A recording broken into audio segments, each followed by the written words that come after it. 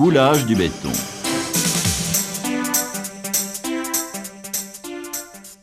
Bonjour, c'est SAES Chantier Pigeonnier là. Je vous confirme la commande pour cet après-midi là. Il me faudrait 10 mètres cubes et demi, formule blanche, à 15 heures. Je vous remercie, au revoir. Ici, un voile d'une longueur de 5 mètres, d'une épaisseur de 0,15 m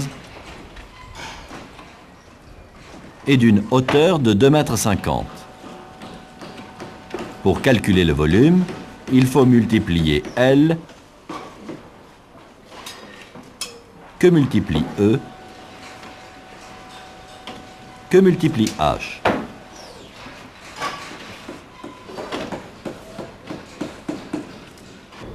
Il faut s'assurer du bon fonctionnement du convertisseur et de l'aiguille vibrante avant le coulage.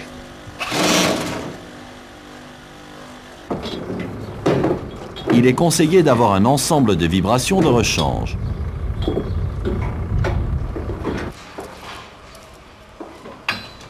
Le diamètre de l'aiguille doit être adapté à la nature de l'ouvrage à couler.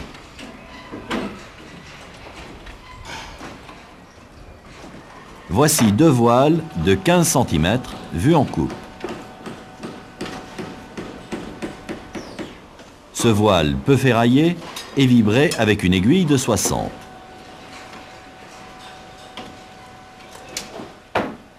Ce voile très ferraillé est vibré avec une aiguille de 32.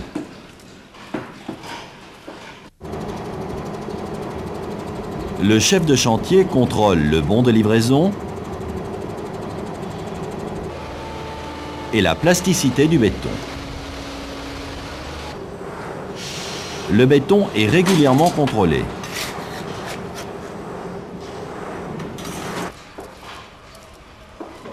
Ici, un contrôle d'affaissement avec le cône d'Abrams.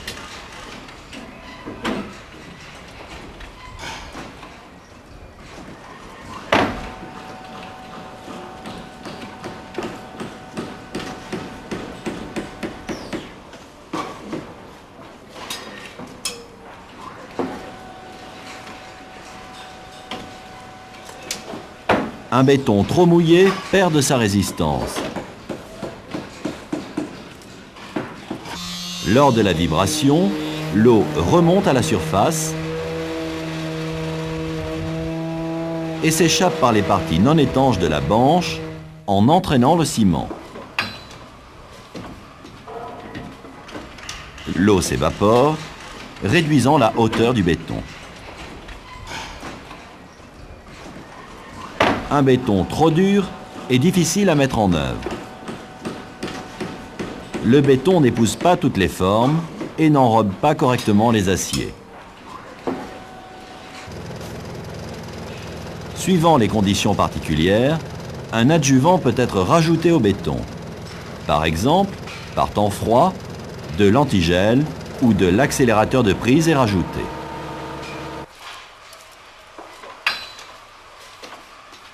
Le coulage est un travail d'équipe. La benne et le manchon sont adaptés à la hauteur du coulage.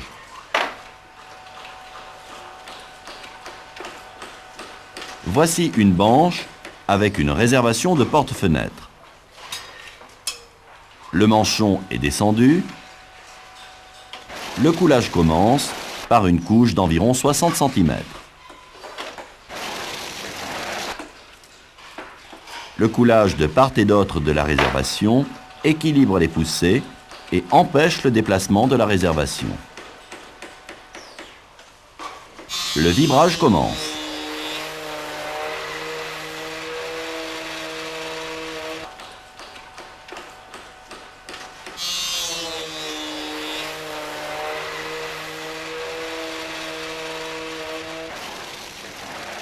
Les vents permettent l'évacuation de la poche d'air.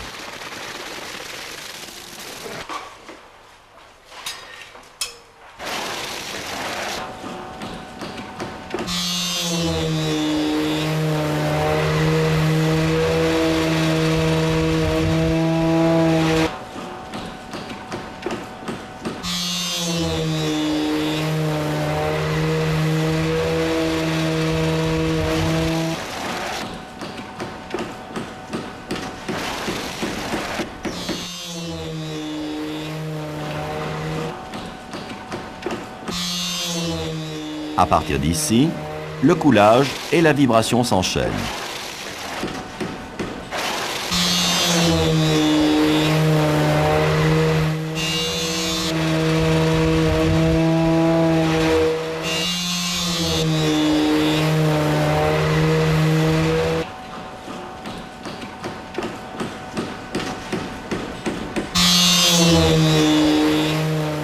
Pendant la vibration, les bulles se collent aux parois. Un mouvement lent et régulier accompagne les bulles vers la surface.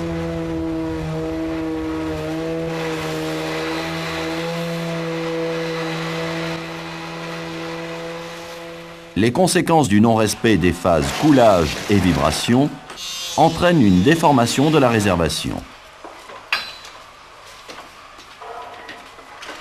Une chute de béton trop haute favorise la ségrégation. Ce phénomène est la séparation des agrégats et du ciment.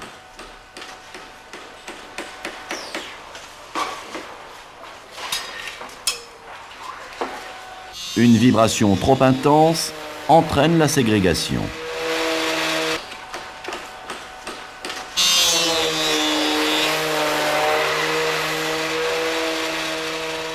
Lors d'une montée rapide, les bulles n'ont pas le temps de suivre et restent bloquées le long des parois.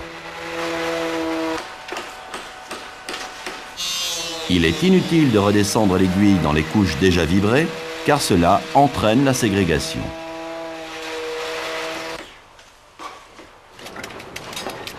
La rase est dressée. Ici, une règle d'arase magnétique facilite cette opération. Pendant l'exécution d'un mur de façade, il est intéressant de réaliser en même temps la joue de plancher et la talonnette d'implantation du voile supérieur.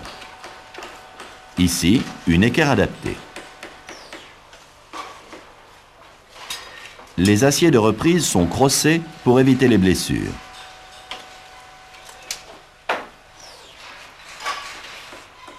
Les fourreaux métalliques sont implantés. Ceux-ci recevront les potelets de sécurité.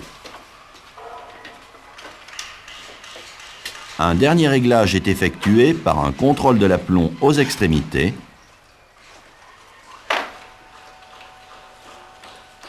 et par l'alignement de l'ensemble.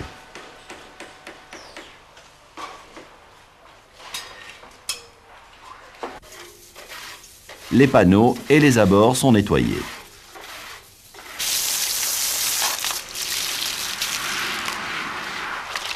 Le matériel est nettoyé et rangé.